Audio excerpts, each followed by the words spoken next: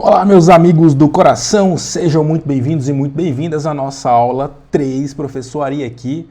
Nas aulas 1 e 2 nós falamos de aspectos de mentalidade, falamos sobre elementos pontuais do seu texto, organização, enfim, são pontos realmente importantes, que eu reputo importante considerando a minha experiência com correção de redações, já há 8, quase 9 anos trabalho com correção de redação e a experiência com os estudantes, tá? Galera, nós vamos falar a partir de agora de elementos mais práticos do seu texto, da sua produção textual. E nós vamos começar analisando a respeito do texto dissertativo argumentativo, os elementos, como interpretar um texto, como identificar o tema, como não fugir ao tema, como você desenvolver as ideias, como você abordar os diversos tipos de temas que podem surgir no seu concurso. Então, sejam muito bem-vindos e muito bem-vindas a mais uma aula. Dessa vez a gente vai começar agora um novo foco do nosso curso, tá?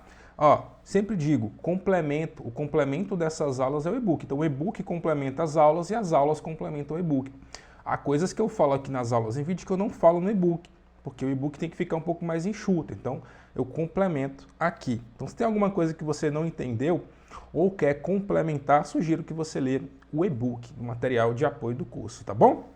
Bora lá. Então, ó, galera, antes de começar a falar sobre o texto argumentativo, eu preciso lembrar o seguinte, reforçando a ideia de que redação é 99% transpiração, ralação, tá? Esforço e 1% inspiração. Tá? Não é talento, gente. Não é genialidade. Tá?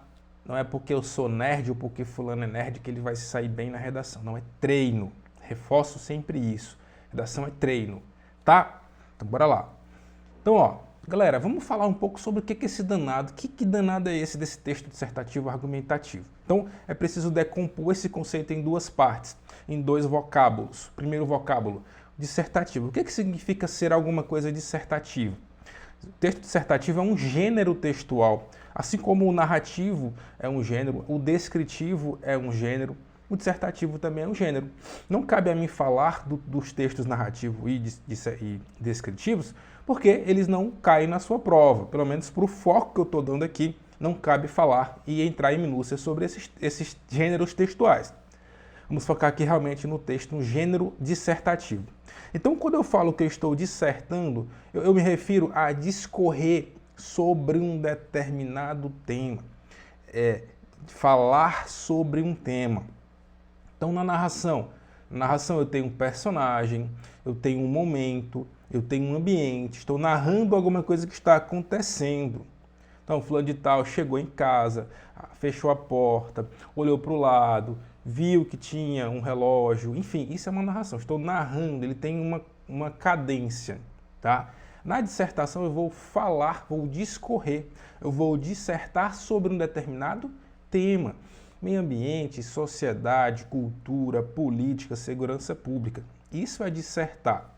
Veja, a dissertação, como regra, adota duas subdivisões. Então, a dissertação, gênero, adota duas subdivisões, quais sejam.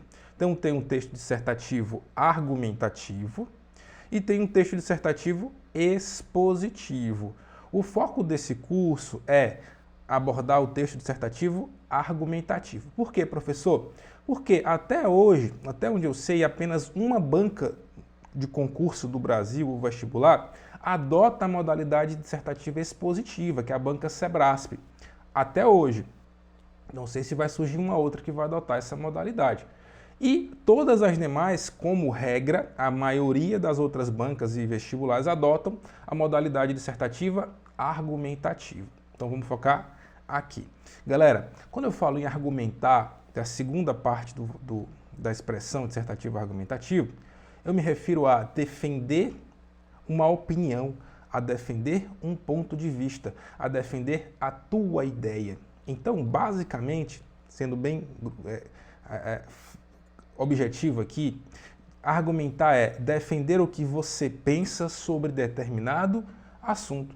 Então, você vai defender a sua opinião. Então, o que é que o Ari pensa a respeito do uso da internet. O que o Ari pensa em relação aos desafios para combater o trabalho escravo? O que o Ari pensa sobre os desafios para combater o trabalho infantil ou a exploração sexual de crianças e adolescentes? O que o Ari tem de repertório para comprovar que a tese dele realmente faz sentido, que o que ele está defendendo tem lógica e realmente consegue convencer alguém? É isso, é sobre isso. Fazendo uma expressão bem atual, né? É sobre isso, gente. Argumentar é exatamente isso, ou opinar. Agora eu vou explicar daqui a pouco para vocês como é que eu opino, tá? Quais são as estratégias argumentativas para eu opinar, beleza? Então, o objetivo maior da argumentação é apresentar ideias com os respectivos fundamentos para convencimento do leitor. Então, como eu falei, eu tenho minha opinião, eu tenho meu ponto de vista, mas essa minha opinião ela está embasada, ela é crível, ela é coerente com o mundo em que eu vivo, e além do mais, a minha opinião está de acordo com o que a banca pediu, está de acordo com o tema solicitado pela banca. Então, nós vamos falar sobre como você faz o recorte temático para você não fugir ao tema, tá? Daqui a pouco eu vou falar sobre isso. Então, lembra sempre, tua opinião tem que ser fundamentada, por isso que se fala muito em repertório sociocultural. Mas vamos para frente, vamos caminhando. Tá? Então, o que é repertório sociocultural? Ainda linkando com a ideia do objetivo da argumentação. Então, o objetivo é eu comprovar minhas ideias, eu convencer alguém de alguma coisa. Então, vamos lá. Vamos supor aqui, poxa, como é que eu convenço o juiz? Olha, eu estou aqui numa audiência, sou advogado, excelência, eu gostaria de questionar um ato que foi praticado no dia tal, já que o artigo tal da lei diz que não pode ser feito isso, isso e isso. Se aquilo está correto, se aquele dado que você está apresentando para defender a sua tese, que é a tese de que o ato praticado é ilegal, se aquele artigo realmente existe, se a interpretação é clara, não há dúvida de que realmente é aquilo, o juiz não tem outra escolha, ele vai ter que aceitar o teu argumento. É aqui a mesma coisa. Como é que eu faço para comprovar a minha tese, a minha opinião? Repertório sociocultural. E o que é repertório sociocultural, professor? Conceitos linguísticos, filosóficos, matemáticos, coisas que vão comprovar, que vão dar força argumentativa para o que eu estou falando. Eles vão dar uma base, ó, vai dar uma base, a amálgama, vai colar assim, ó, minha tese está baseada nisso aqui, está colada, está presa. Então tem base, não vai quebrar com qualquer vento não. Se vir uma água, vai ficar presa ali. Agora, argumento superficial é argumento que não está colado. Quando vir uma água ou vir uma enxurrada, vai levar o teu argumento, porque não está preso, não está consistente. Tá? É o que a gente chama de consistência argumentativa. Fatos históricos também são muito bem-vindos, falar da Revolução Industrial. Então, ó, a partir da Revolução Industrial, instaurou-se um novo modelo nas indústrias. A partir da Revolução Industrial, houve mudanças profundas no modo como o homem se relaciona com a natureza.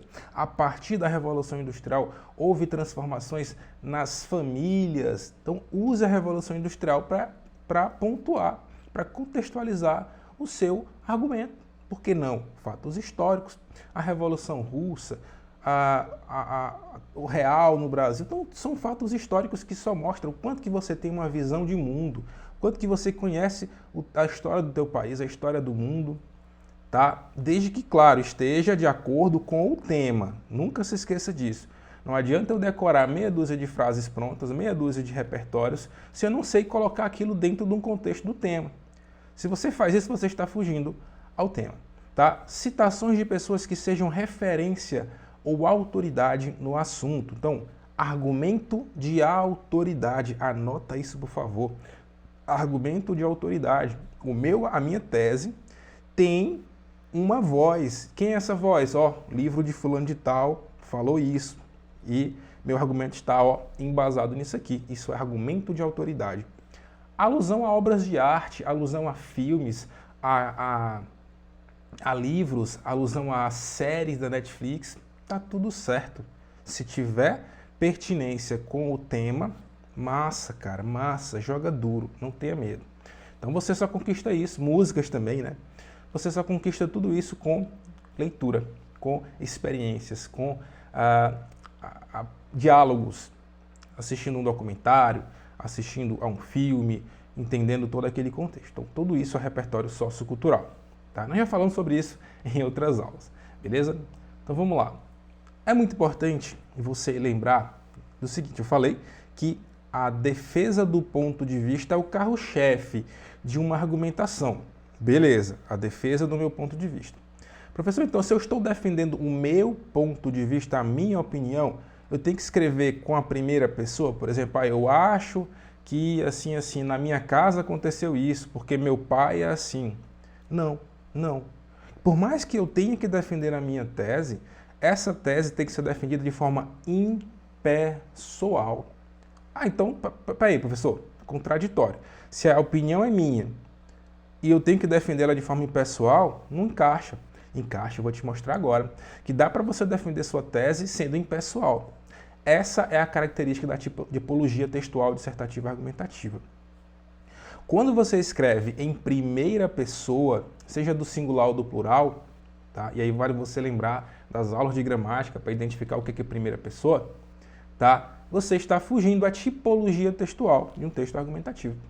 Tá? Leia o jornal, veja se alguma passagem, a não ser que seja um texto mais realmente informal, em regra o jornal vai falar sobre, é um texto jornalístico, mas vai usar sempre a terceira pessoa. Tá? Vamos lá, considere essa frase aqui. Ó. Muitas famílias enfrentam dificuldades financeiras, tá? Mas isso não pode ser uma barreira para o estudo. Veja que eu tenho ou não tenho uma opinião.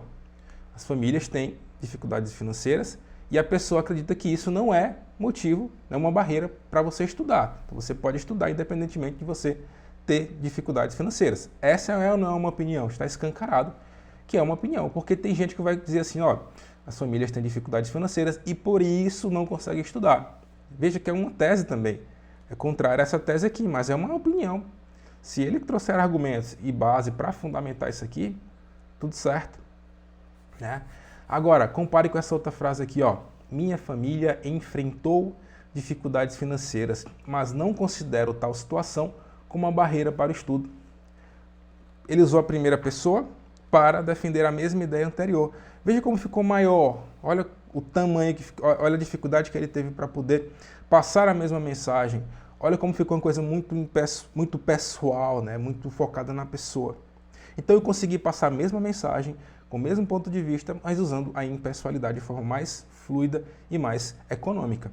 Tá? Então use sempre a terceira pessoa, a impessoalidade. Por exemplo, como é que pode aparecer um texto em terceira pessoa no seu texto? Né? Uma passagem em terceira pessoa no seu texto. Então, devemos acreditar no sei o que da nação. Ou podemos sugerir tal coisa. Isso é pessoalidade. Não é muito bem visto, tá? Então, bora lá. Continuando aqui. Então, é importante, né? Esse passo que eu vou dar para vocês agora, ele é fundamental, tá? Eu já disse em outras aulas que um bom planejamento do texto, um bom planejamento do seu texto é fundamental para a qualidade da sua redação. Então, não tenha medo de perder tempo planejando e preparando o seu texto.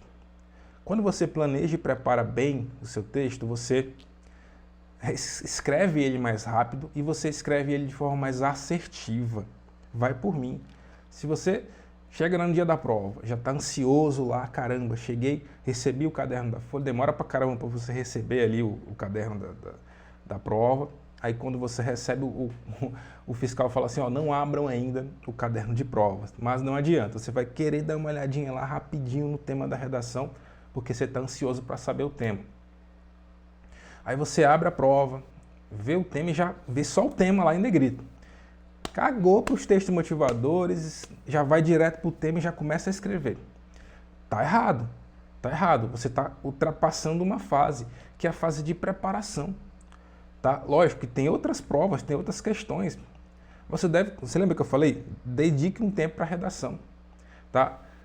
Você tem que fazer a leitura atenta dos textos motivadores, tá? Dos textos motivadores da coletânea que a banca vai trazer. A banca sempre vai trazer uma coletânea de texto. Às vezes a banca traz um texto só, às vezes é o texto da prova de língua portuguesa, que é a coletânea da redação. Às vezes a banca traz 5 textos diferentes, ou 2 textos, enfim, cada banca tem um critério e muda de concurso para concurso, de vestibular para vestibular. Mas você tem que ler a coletânea. Por quê? Essa coletânea vai trazer elementos suficientes para você identificar a linha temática que a banca definiu. Quem define o tema é a banca. Quem define o recorte temático é a banca. Quem define o assunto é a banca. E você tem que seguir aquele recorte, aquela linha. Porque se você não segue aquele recorte que a banca, por meio dos textos motivadores, conectado com o tema, a frase tema, definiu, se você não segue essa linha, você está fugindo ao tema. E esse, sem dúvida, é o maior pecado dos candidatos. Um dos maiores, porque fugir ao tema e argumentos fracos são os motivos que derrubam qualquer nota em redação. Então, fuga ao tema e argumentos fracos, sem comprovação e sem consistência. Tudo que eu falei até agora, né, de repertório. Tá? Então vamos lá. Antes de explicar exatamente como é que eu me preparo, né, preciso lembrar que existem 2 conceitos que precisam ser diferenciados. O primeiro conceito é o assunto e o segundo, tema. Então não confunda assunto da redação com tema da redação, por favor. Assunto, galera, é um recorte mais genérico. Então, por exemplo, eu li os textos motivadores e identifiquei que, por exemplo, o assunto que está sendo abordado é consciência ecológica. A banca trouxe lá 2 textos que falam sobre consciência ecológica, preservação ambiental, mas esse ainda não é o tema. Tá? Eu sei que o assunto é consciência ecológica, mas o tema é o que deve ser feito para que a consciência ecológica aumente em todo mundo. É uma pergunta. Tá? Nós vamos falar sobre temas em forma de pergunta daqui a pouco. Mas você consegue entender que dentro do recorte genérico consciência ecológica, eu posso ter vários temas. Mas a banca escolheu esse tema, o que deve ser feito para que a consciência ecológica aumente em todo mundo. Ela escolheu isso aqui. Então, meu guia é esse aqui. Meu guia é o tema e o assunto. Mas eu não posso confundir uma coisa com a outra. Se eu escrever nesse tema aqui uma redação sobre consciência ecológica, eu vou estar fugindo ao tema. Parcialmente. Beleza. Por que é parcial? Porque realmente o tema não foge completamente, mas não é exatamente o que a banca pediu. A banca deu um recorte temático, deu uma frase tema, em que ela define exatamente sobre o que você vai falar. Tá? Então, muito cuidado. Outro exemplo que eu tenho para você, ainda sobre essa distinção entre assunto e tema. O assunto, ataque terrorista às torres do World Trade Center, lá em 11 de setembro, nos Estados Unidos. Esse é o assunto. Dentro desse assunto eu posso abordar vários temas.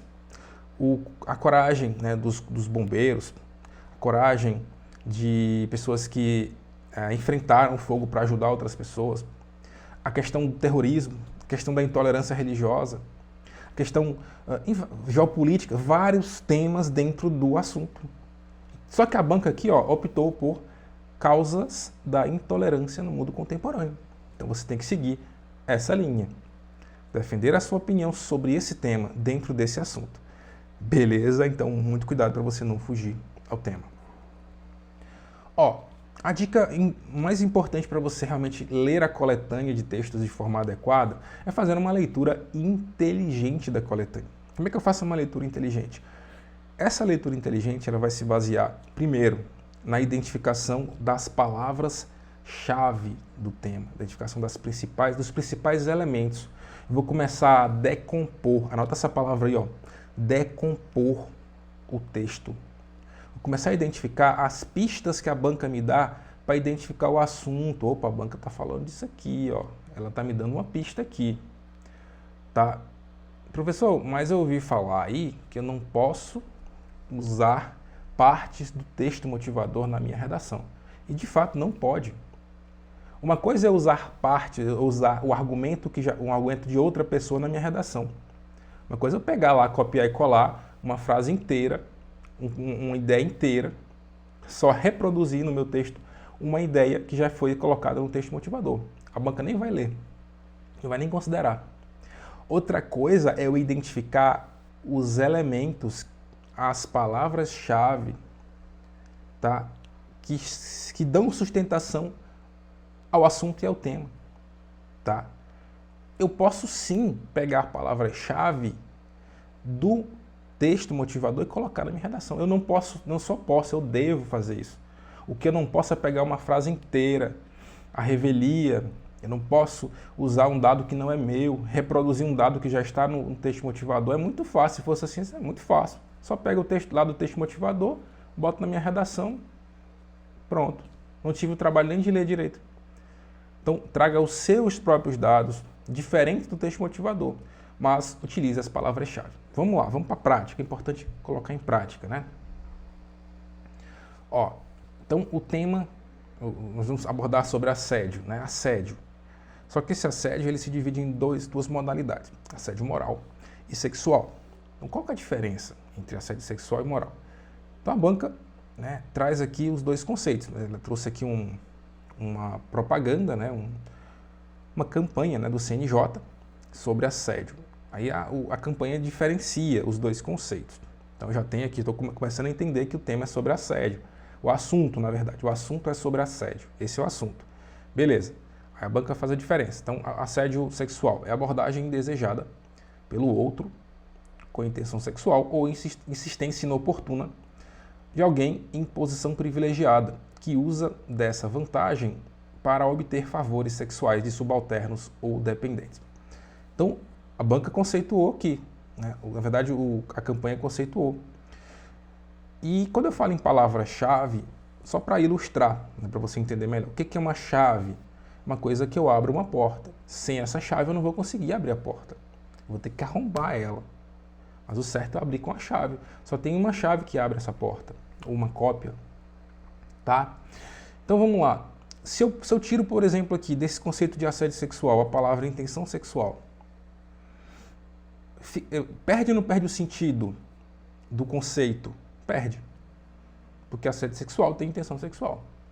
Então, intenção sexual é uma palavra-chave, porque se eu tirar, eu não consigo mais identificar, não consigo mais abrir a porta.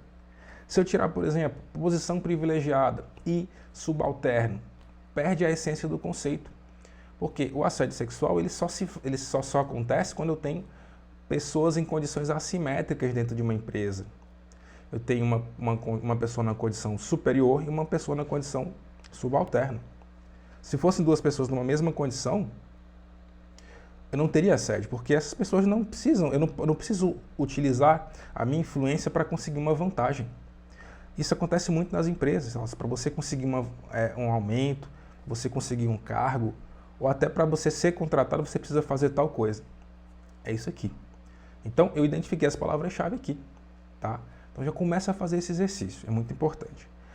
Aí o assédio moral, né? É toda conduta abusiva que, intencional e frequentemente, fira a dignidade e a integridade física ou psíquica de uma pessoa, ameaçando seu emprego ou degradando o clima de trabalho. Consegue entender? Que eu já estou começando a entender o seguinte, ó. O assédio, as duas espécies de assédio, elas acontecem no ambiente de trabalho. Olha, no ambiente de trabalho. Então, já começa a identificar o caminho que a banca quer que eu siga, né? O caminho aqui, ó, é esse caminho aqui, trabalho, assédio, tal. Tá ficando claro, né? Beleza. Aí, bora lá, continuando. Aí a banca traz outro texto, um segundo texto, e o texto tem o seguinte título: assédio no trabalho dificulta a ascensão de mulheres nas empresas. Aí, ó, Hill e Washington ameaçar deixar uma reunião cheia de homens por causa de piadas machistas. Ouvir de um colega de trabalho: trouxe um paninho para você limpar meu computador? Aí, ter uma funcionária assassinada pelo marido. As executivas enfrentam casos de assédio em seu dia a dia, seja com elas ou com colegas. As estratégias adotadas por elas se dividem entre se esquivar, criar redes de proteção nas empresas e denunciar.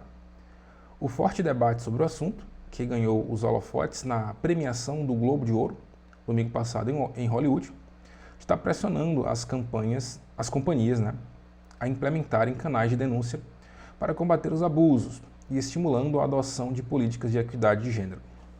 Enquanto isso, as mulheres ganham voz. Então veja como esse texto ele ajudou a complementar, ele deu um complemento ao texto 1. Então, percebe, você consegue entender a primeira ideia? Assim, ó, os textos motivadores, eles conversam. Eu nunca vou ter um texto motivador falando de uma coisa, de um assunto, e um outro texto falando de outro assunto completamente diferente. A não ser que a banca coloque 3 textos de 3 assuntos e você escolha um deles. Acontece às vezes, a banca coloca 3 assuntos e você escolhe abordar um desses assuntos. Beleza, mas se é o mesmo assunto, os textos vão conversar.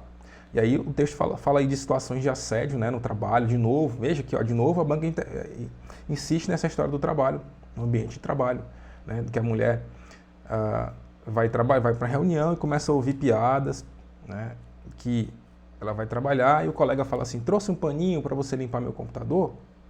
É o que a gente chama de, às vezes, de racismo estrutural, né, ou situações de assédio institucionalizadas que, em virtude da reiteração de práticas de assédio, de machismo, de racismo, aquelas condutas se tornam normais. Já não é mais tido como um preconceito. Por quê? Fere a dignidade de alguém, fere a honra, mas pela reiteração social, as pessoas não consideram mais um problema. E ai de quem questionar isso, é chamado de mimizento. É assim que acontece no Brasil. Então, pela reiteração, se tornou normal, tá? E, infelizmente, as mulheres sofrem muito com isso, mas estão se organizando para combater. Tá? Então, mulheres fortes, né? Parabéns, mulheres, pela luta de vocês. Então, bora lá. Continuando, né? Aí tem mais uma parte aqui, né? Aí é um travessão, indica uma fala, né? Sofri muito com isso, assédio. Nunca fiz uma denúncia oficial, porque sentia que eu, a parte mais fraca, seria prejudicada. Conta Maria Fernanda Teixeira, que fez carreira em multinacionais e hoje é CEO da Integral, consultora para programas de governança corporativa, gestão de riscos e compliance. Com base na leitura do texto, pronto, vamos lá. Então, eu já sei o assunto, não sei? O assunto é assédio moral no trabalho, na verdade, assédio no trabalho. O assunto é assédio no trabalho. Não tenho o que falar. Eu li o texto, os 2 textos e identifiquei que o assunto é assédio no trabalho. Só que dentro do assunto assédio no trabalho eu posso ter vários temas. E a banca escolheu um tema. Então, o tema é o assédio silencioso. Lembra que eu falei das situações em que acontecem no trabalho? Em que a mulher fica calada, em que ela ouve piadinhas e brincadeiras, enfim, situações de assédio sexual e moral? Isso aqui é o assédio silencioso. E as facetas da violência institucionalizada no Brasil. Então, violência institucionalizada é o que está impregnado nas corporações, o que está arraigado na cultura das empresas, de assédio, tá? E outro recorte, no Brasil. É no Brasil que a banca quer. Se você começar a falar de situações lá de fora, trouxer exemplo lá de fora, de Washington, de Hollywood, do Chile, vai fugir ao tema, porque a banca, no recorte do tema, falou que ela quer no Brasil. Assédio silencioso e as facetas da violência institucionalizada no Brasil. Então, muito cuidado, tá? Muito cuidado mesmo. Então, por exemplo, é uma coisa você falar educação no Brasil. Outra coisa é você falar de educação digital no Brasil. Veja que eu delimitei o tema. Eu quero educação digital no Brasil, não é qualquer educação, é educação digital. Então, muito cuidado com esse tipo de abordagem na interpretação. Por isso que eu falo, dedique tempo e atenção e cuidado para essa fase preparatória. Não acho que é perca de tempo. Quando você faz esse exercício da forma correta, anota as palavras-chave, identifica o tema e faz um planejamento correto, cara, teu texto vai ser muito melhor. Você vai escrever mais rápido, você vai diminuir os erros, porque você não vai ficar tendo que voltar atrás, tá? Faz isso. Então ainda, né, é importante você fazer essas 5 perguntas aqui, ó, recorte temático, para ajudar vocês a identificarem melhor o tema e o assunto, né? Qual o problema, né? Qual a causa do problema? Quem sofre o problema? Quais são as causas? E quais são as consequências? Então, vai por mim. Faça essas 5 perguntas que você vai melhorar, vai ajudar muito na identificação do tema e também na identificação das palavras-chave e dos argumentos, beleza? Eu tenho que falar com vocês sobre duas propostas diferentes, né, que acontecem em temas. Na verdade, eu já falei da primeira, acabei de mostrar lá o exemplo do assédio. A banca traz textos motivadores, coletânea e um tema, uma frase tema. Essa é a modalidade mais comum. Tá? O Enem faz assim, enfim. É a primeira proposta, beleza. Eu tenho uma segunda proposta temática, que é uma proposta temática implícita, em que a banca traz a coletânea, mas ela não traz uma frase tema. E aqui mora o perigo, porque a banca não traz uma frase tema. E mesmo assim você tem que escrever sobre alguma coisa. É muito comum esse tipo de abordagem na banca FCC, Fundação Carlos Chagas. Tá? Então você está se preparando para tribunais aí, concurso da banca FCC, é uma recorrência muito grande nessa banca. Então, por exemplo, ela trouxe aqui um exemplo de um concurso recente da banca FCC. Ela trouxe 2 textos motivadores. Então ela fala assim: não há como negar que a humanidade experimentou imensos progressos materiais. Ponto. Entretanto, esses ganhos não são igualmente distribuídos e condições miseráveis são a realidade de milhões de pessoas. Como organizamos nosso ponto de vista diante de tantas diferenças? Opa! Só da leitura desse texto eu consigo identificar que se trata de uma abordagem sobre desigualdade social. Né? A humanidade experimentou imensos progressos, entretanto, esses ganhos não são distribuídos de forma igual, de forma equitativa entre a população. O Brasil, por exemplo, produz alimento que daria para 2 bilhões de pessoas, mas há fome no Brasil. Há fome no Brasil. Tá? Por quê? Não há distribuição igual. Beleza. Então eu começo a entender. Miséria, olha a palavra-chave aqui, miseráveis, né? Condições miseráveis, progresso, enfim, diferenças. Aí vamos ler o texto 2 para ver se ele conversa com o outro. Vamos lá. A maior parte das pessoas que estuda pobreza e desigualdade, defende que para reduzir disparidades na sociedade é preciso contar com a boa vontade das elites, apostando na filantropia para atingir esse objetivo. Então, de novo, ela fala de novo em desigualdade, pobreza, disparidade, e ainda reforça que a forma como o mundo encara a questão da pobreza e da desigualdade social é filantropia. O que é filantropia?